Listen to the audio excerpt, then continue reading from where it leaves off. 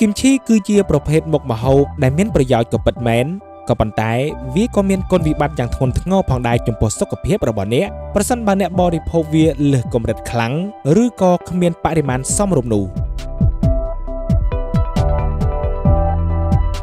មនុស្សមួយចំនួនប្រហែលជាបានដឹងថាគីមឈីមានអត្ថប្រយោជន៍ចំពោះសុខភាពរបស់មនុស្សយើងដោយសារតែវាជួយបង្កើននូវបាក់តេរីល្អៗក្នុងពោះវៀនធ្វើឲ្យប្រសើរឡើងនូវប្រសិទ្ធភាពនៃការរំលាយអាហារក៏ប៉ុន្តែការទទួលទានគីមឈីក៏ត្រូវមានការប្រុងប្រយ័ត្នខ្លះៗផងដែរគីមឈីគឺជាប្រភេទអាហារដែលមានសារជាតិ fermented ដោយវាបានបន្ថែមនៅអំបិលឬក៏ទឹកត្រីច្រើនហួសកម្រិតចូលទៅក្នុងវាដូច្នេះហើយរសជាតិប្រៃនៃជាតិសូដ្យូមគឺជាអ្វីដែលអ្នកត្រូវដឹងផងដែរប្រសិនបើអ្នកស្ថិតនៅក្នុងក្រុមមនុស្សដែលមានជំងឺតម្រងនោមសម្ពាធឈាមរបស់អ្នកឡើងខ្ពស់អ្នកគួរតែត្រូវបានជៀសវាងដាច់ខាតឬក៏ញ៉ាំក្នុងបរិមាណត្រឹមត្រូវ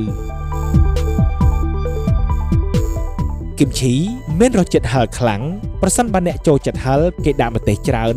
នោះវានឹងធ្វើឲ្យអ្នកមានបញ្ហាក្រពះនិងពោះវៀនជាពិសេសគឺជំងឺរលាកក្រពះក៏ដូចជាជំងឺពោះវៀននោះក៏អាចកើតមានរហូតទៅជាជំងឺរ៉ាំរ៉ៃបានផងដែរ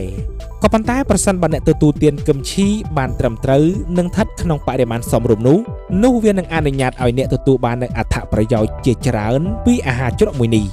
អ្នកអាចញ៉ាំគឹមឈីក្នុងបរិមាណតិចតួចជាមួយនឹងម្ហូបផ្សេងៗបានដូចជាស៊ូស៊ីជាដើម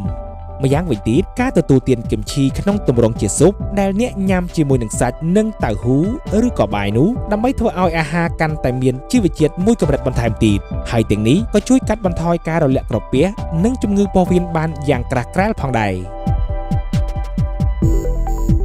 បាទលោកអ្នកនាងប្រិយមិត្តជាទីមេត្រីនេះគឺជាផលប៉ះពាល់សំខាន់ពាក់ព័ន្ធទៅនឹងការទទួលទានគឹមឈីហួសកម្រិតក៏ប៉ុន្តែប្រសិនបើអ្នកទទួលទានបានត្រឹមត្រូវនោះលោកអ្នកនឹងទទួលបានគុណប្រយោជន៍យ៉ាងច្រើនពីប្រភេទអាហារជ្រក់មួយនេះ